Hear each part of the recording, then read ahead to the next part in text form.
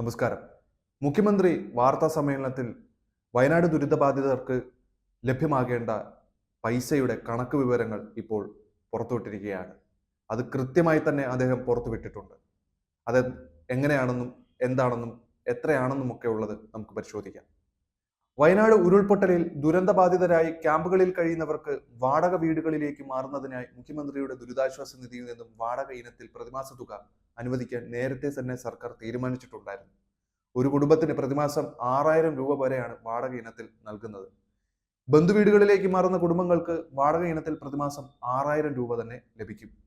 സൗജന്യ താമസം ഒരുക്കുകയാണ് സർക്കാർ ലക്ഷ്യം എന്നതിനാൽ സർക്കാർ ഉടമസ്ഥതയിലോ മറ്റു പൊതു ഉടമസ്ഥതയിലോ സ്വകാര്യ വ്യക്തികൾ സൗജന്യമായി നൽകുന്ന ഇടങ്ങളിലേക്കോ മാറുന്ന കുടുംബങ്ങൾക്ക് പ്രതിമാസ വാടക ലഭിക്കുകയില്ല.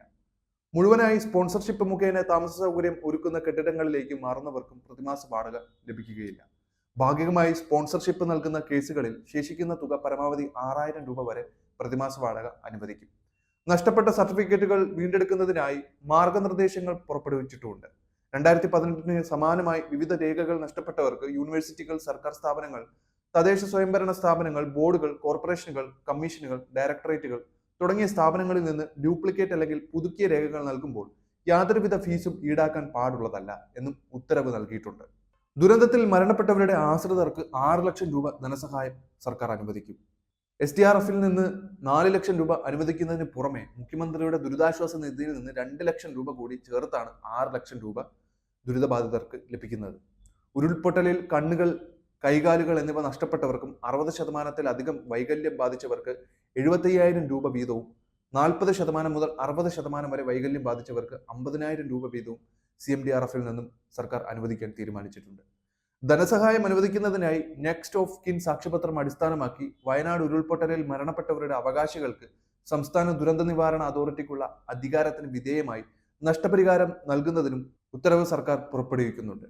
COVID-19 സമയത്ത് സ്വീകരിച്ചതിന് സമാനമായ രീതി തന്നെയാണ് ഇപ്പോഴും സർക്കാർ സ്വീകരിക്കുന്നത്. ഇതനുസരിച്ച് പിന്തുടർച്ചാവകാശ സർട്ടിഫിക്കറ്റ് കൂടാതെ തന്നെ ഭാര്യ അല്ലെങ്കിൽ ഭർത്താവ്, മക്കൾ, മാതാപിതാക്കൾ എന്നിവർക്ക് നഷ്ടപരിഹാരവും ലഭിക്കും. സഹോദരൻ, സഹോദരി എന്നിവർ ആശ്രിതരാണെങ്കിൽ അവർക്കും ധനസഹായം ലഭിക്കും. പിന്തുടർച്ചാവകാശ സർട്ടിഫിക്കറ്റ് ലഭിക്കുന്നതിനുള്ള കാലതാമസം പൂർണ്ണമായും ഒഴിവാക്കാനാകും. പിന്തുടർച്ചാവകാശ സർട്ടിഫിക്കറ്റ് അനുവദിക്കുന്നതിന് മുമ്പ് അപേക്ഷ ഉന്നയിക്കുന്നതിനുള്ള നോട്ടീസ് സമയപരിധിയായ 30 ദിവസം എന്നുള്ളത് പൂർണ്ണമായും സർക്കാർ ഒഴിവാക്കും. ദുരന്തത്തിൽപ്പെട്ട കാണാതായ വ്യക്തികളുടെ ആശ്രിതർക്കും സഹായം നൽകേണ്ടത് അത്യാവശ്യമായിട്ടുള്ള ഒരു കാര്യമാണല്ലോ. ഈ വിഷയത്തിൽ പെട്ടിമുടി ദുരന്തത്തിൽ കാണാതായവരുടെ കാര്യത്തിൽ പുറപ്പെടുവിച്ചതുപോലെ പോലീസ് നടപടികൾ പൂർത്തിയാക്കി പട്ടിക തയ്യാറാക്കി പ്രസിദ്ധീകരിക്കും. അത് അടിസ്ഥാനപ്പെടുത്തി ഉത്തരവ് പുറപ്പെടുവിക്കുകയും ചെയ്യും. വയനാട് ഉരുൾപൊട്ടൽ ദുരന്തത്തിൽ ഇതുവരെ 231 മൃതദേഹങ്ങളും 206 ശരീരഭാഗങ്ങളുമാണ് കണ്ടെത്തിയിട്ടുള്ളത്. മേപ്പാടിയിൽ നിന്ന് 151 മൃതദേഹങ്ങളും നിലമ്പൂരിൽ നിന്ന് 80 മൃതദേഹങ്ങളുമാണ് കണ്ടെത്തിയത്. മേപ്പാടിയിൽ നിന്ന് 39 ശരീരഭാഗങ്ങളും നിലമ്പൂരിൽ നിന്ന് 172 ശരീരഭാഗങ്ങളുമാണ് കണ്ടെത്തിയിട്ടുള്ളത്. ഇതുവരെ ലഭിച്ച എല്ലാ മൃതദേഹങ്ങളുടെയും ശരീരഭാഗങ്ങളുടെയും പോസ്റ്റ്മോർട്ടവും നടത്തിയിട്ടുണ്ട്. തിരിച്ചറിഞ്ഞ 178 മൃതദേഹങ്ങളും 2 ശരീരഭാഗങ്ങളും ബന്ധുക്കൾക്കും കൈമാറിയിട്ടുണ്ട്. തിരിച്ചറിയാത്ത 52 മൃതദേഹങ്ങളും 194 ശരീരഭാഗങ്ങളും വയനാട് ദുരന്തത്തിന്റെ പശ്ചാത്തലത്തിൽ സർക്കാർ പുറത്തിറക്കിയ പ്രത്യേക മാർഗനിർദ്ദേശ പ്രകാരം വിവിധ മതവിഭാഗങ്ങളുടെ പ്രാർത്ഥനയോടെ സംസ്കരിച്ചതുമാണ്. നിലമ്പൂർ കുമ്പളപ്പാറ ഭാഗത്ത് നിന്നും ഇന്നലെ 5 ശരീരഭാഗങ്ങൾ കൂടി കണ്ടെത്തിയെങ്കിലും ഇത് മനുഷ്യരുടേതാണോ എന്ന് ഇതുവരെയും സ്ഥിരീകരിച്ചിട്ടില്ല. ഇത് ഫോറൻസിക് പരിശോധനയ്ക്ക് വിധേയമാക്കിയിട്ടുമുണ്ട്. മൃതദേഹങ്ങളും ശരീരഭാഗങ്ങളും ഉൾപ്പെടെ 415 സാമ്പിളുകൾ ശേഖരിച്ചതിൽ 401 DNA പരിശോധന പൂർത്തിയാക്കി. ഇതിൽ 349 ശരീരഭാഗങ്ങൾ 248 ആളുകളുടേതാണ്. ഇത് 121 പുരുഷന്മാരും 127 സ്ത്രീകളുമാണെന്ന് തിരിച്ചറിഞ്ഞിട്ടുണ്ട്. 52 ശരീരഭാഗങ്ങൾ പൂർണ്ണമായും അഴുകിയ നിലയിലാണ്. DNA പരിശോധനയ്ക്ക് 115 പേരുടെ രക്തസാമ്പിളുകൾ ശേഖരിച്ചിട്ടുണ്ട്. ബീഹാർ സ്വദേശികളായ 3 പേരുടെ ബന്ധുക്കളുടെ രക്തസാമ്പിളുകൾ ഇനി ലഭ്യമാവാനുണ്ട്.